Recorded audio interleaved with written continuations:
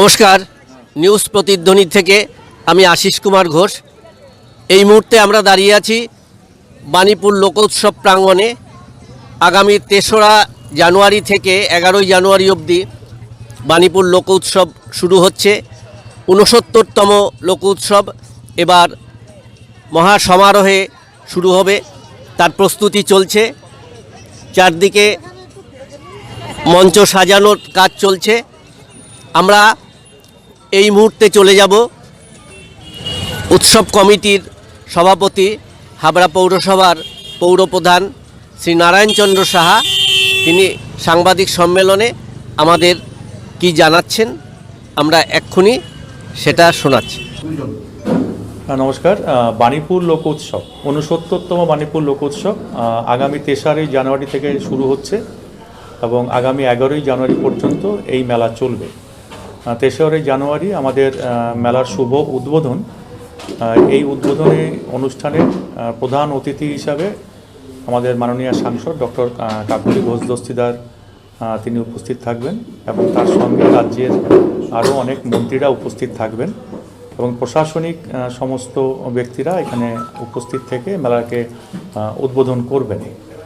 আমাদের যে মেলার ঐতিহ্য, সেই ঐতিহ্য মেনে আমাদের এই মেলায় 7টা মঞ্চ থাকছে। সেই মঞ্চগুলোতে প্রতিদিন বিভিন্ন রকম অনুষ্ঠান থাকবে। সেখানে নাচ, গান, আবৃত্তি, যাত্রা, বাউল গান, নাটক, আমাদের স্বাস্থ্য শিবির, আমাদের অঙ্কন শিবির সমস্তটাই থাকছে। প্রচুর লোকশিল্পীরা এই মেলা উপলক্ষে বাণীপুরের মেলায় তারা আসবেন এবং বিভিন্ন পটচিত্র যারা আঁকেন তারা এই মেলায় অংশগ্রহণ করবেন প্রত্যেক বছরের মতো। আমাদের যেমন প্রত্যেক বছর নাগরদোলা, মরণকূপ থাকে, এবছরও থাকছে। তার সঙ্গে থাকছে রকমারি জিনিসপত্রর বিভিন্ন পসরা নিয়ে অনেক স্টল থাকছে। যারা হাতের কাজ করেন তাদের জন্য স্টল থাকছে, এসএইচজি গ্রুপের জন্য স্টল থাকছে এবং বিভিন্ন খাওয়ার স্টল থাকছে। কোনো রকমের অভাব এবার থাকবে না। প্রত্যেক বছরের মতোই আমরা সবটা করছি। এবার নতুন সংযোজন আমাদের যেটা হচ্ছে সেটা হচ্ছে হাবড়া পৌরসভা আর উদ্যোগে একটি সবলা মেলা হচ্ছে আমাদের জনতা কলেজ মাঠে। বাণীপুর আমাদের যে এক্সিবিশন মাঠ, সেই মাঠেরই একটা অংশ নিয়ে আমাদের সবলা মেলা হচ্ছে। সেখানে 60টা স্টল তৈরি হচ্ছে। বিভিন্ন স্বনির্ভর গোষ্ঠীর মায়েরা, বোনেরা তারা আসবেন, হাতের কাজের পসারি নিয়ে তারা সেখানে এসে তাদের স্টল করবেন। আমাদের প্রশাসনের পক্ষ থেকে পর্যাপ্ত নিরাপত্তার ব্যবস্থা করা হয়েছে। প্রচুর পুলিশ ফোর্স থাকবে আমাদের সিসি ক্যামেরায় আমরা টোটাল এই মাঠটাকে আমরা মুড়ে দিচ্ছি যাতে মানুষের কোনো রকম অসুবিধা না হয়। তার জন্য যা যা পরিকল্পনা গ্রহণ করা আমরা সমস্তটাই করছি। বাণীপুর লোকোৎসব কমিটির পক্ষ থেকে আমরা সকলকে সাদরে আমন্ত্রণ জানাচ্ছি, আপনারা আসুন। প্রত্যেক বছর যেমন আমাদের সেলিব্রিটি আর্টিস্ট থাকে, 3 তারিখ মেলার উদ্বোধন, 4 তারিখ থেকে 11 তারিখ পর্যন্ত কোনো দিন একজন, কোনো দিন দুজন সেলিব্রিটি আর্টিস্ট তারা থাকছেন, যারা জি বাংলা কিংবা অন্যান্য রিয়েলিটি শোতে যারা উইনার তারা এই মঞ্চ থাকবেন। বিভিন্ন বাউল শিল্পীরা, ভারত বিখ্যাত বাউল শিল্পী তারা আমাদের থাকছেন, প্রত্যেক দিনকার মঞ্চে তারা থাকবেন। আর আমাদের যে হারিয়ে যাওয়া পুতুল নাচ, সেই পুতুল নাচকে এবার আমরা আবার নিয়ে আসছি আমাদের মূল মঞ্চে। একদিন আমাদের পুতুল নাচও থাকবে। আমরা চাইছি আমাদের যে বাংলার ঐতিহ্য লোকসংস্কৃতি, সেই লোকসংস্কৃতিকে আমরা বাংলার মানুষের সামনে তুলে ধরার। আমাদের বাণীপুর লোকোৎসব পশ্চিমবাংলার দ্বিতীয় বৃহত্তম লোকোৎসব। পৌষ মেলা হয় শান্তিনিকেতনে, সেই পৌষ উৎসবের পরে যদি বড় কোনো লোকোৎসব হয় তাহলে বাণীপুর এই লোকোৎসব। এই লোকোৎসব আমরা ঐতিহ্য মেনে সকলের সহযোগিতা নিয়ে আমরা করতে যাচ্ছি। সকলের কাছে আমাদের সাদর আমন্ত্রণ রইল। খেলার প্রতিযোগিতা হবে, বিভিন্ন কৃষকদের নিয়ে আমাদের তাদের যে সবজি তার প্রতিযোগিতা হবে। আমরা যে সমস্ত প্রতিযোগিতাগুলি অতীতে করেছি, বর্তমান বছরও আমরা সেই সমস্ত প্রতিযোগিতাগুলো সমস্তটাই রাখছি। এখানে আমাদের ভলিবল প্রতিযোগিতা হয়, আমাদের ফুটবল প্রতিযোগিতা হয়, আমাদের দৌড় প্রতিযোগিতা হয়, সব রকম প্রতিযোগিতা আমরা রাখছি। নতুন কি কোনো চমক থাকছে এবছর? এবার মহিলা ফুটবলটা আমাদের নতুন চমক। আচ্ছা রানুবাবু, এবারে তো পশ্চিমবঙ্গের বিভিন্ন প্রান্ত থেকে স্বনির্ভর গোষ্ঠীর মহিলারা সবলা মেলাতে আসবেন।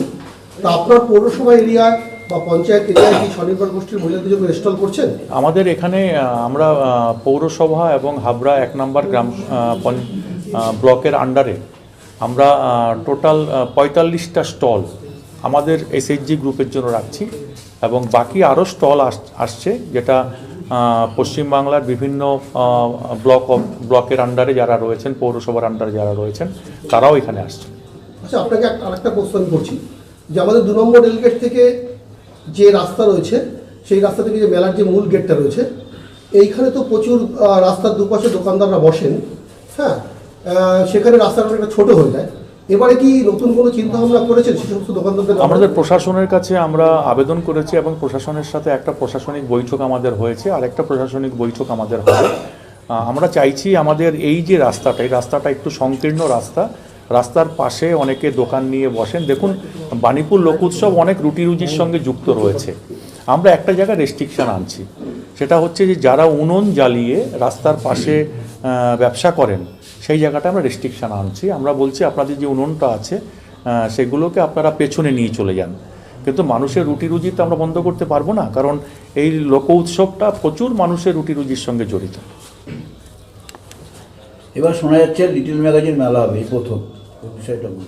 ধরুন, লিটিল ম্যাগাজিন মেলা, এই বাণীপুর লোক উৎসব কিছু ইনোভেটিভ আইডিয়া আমরা প্রত্যেক বছর নিয়ে আসি।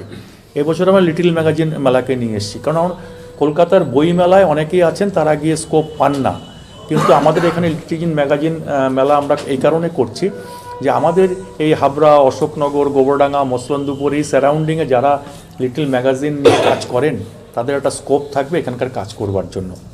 আর এবছর নতুন আরেকটা সংযোজন আমাদের হয়েছে, আপনারা দেখবেন আমাদের যে ঐতিহ্যমণ্ডিত বিভিন্ন গাছগুলো রয়েছে, পুরনো গাছ রাস্তার পাশে, সেই গাছের মধ্যে ইতিমধ্যেই আমাদের বিভিন্ন চিত্র প্রদর্শনী আমাদের শিল্পীরা তাদের হাতের কাজে তারা ইতিমধ্যে তুলে ধরেছেন।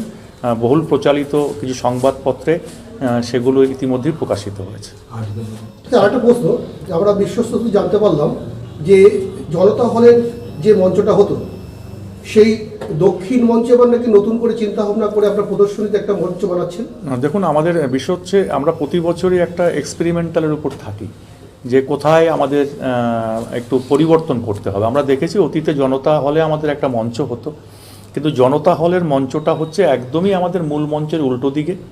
এই জন্য মূল মঞ্চের দিকে মানুষের আকর্ষণ থাকতো, হলের মধ্যে কি হচ্ছে মানুষ জানতে পারতেন না।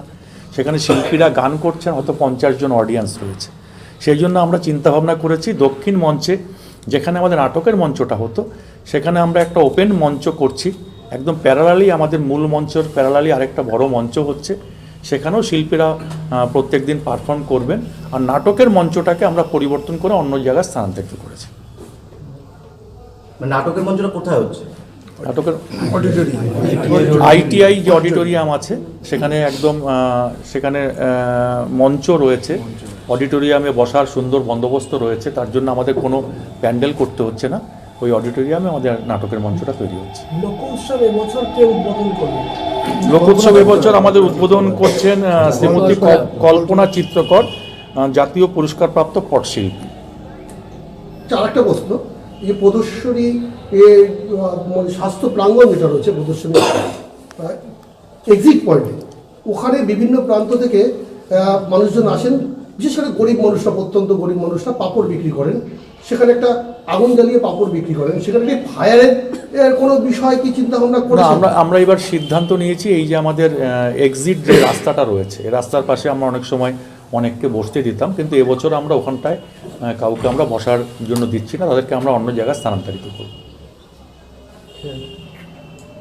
আরেকটা প্রশ্ন লাস্ট, গত 2 বছর তো সবলা মেলা আসেনি, এবারে নতুন করে সংযোজন হচ্ছে সবলা মেলা, তা আপনাদের কেমন লাগছে এই মেলাটা আসবার? দেখুন, সবলা মেলা আসা মানে আমাদের যে মেলাটা আরেকটা আমাদের পরিপূর্ণতা পেল। সেটা হচ্ছে যে এই মেলার একটা মূল উদ্দেশ্য শুধুমাত্র কিন্তু আনন্দ নেওয়া নয়, এই মেলাটার উদ্দেশ্য হচ্ছে মানুষের অর্থনৈতিক যে কাঠামো সেটাকে আরেকটু সমৃদ্ধ করা।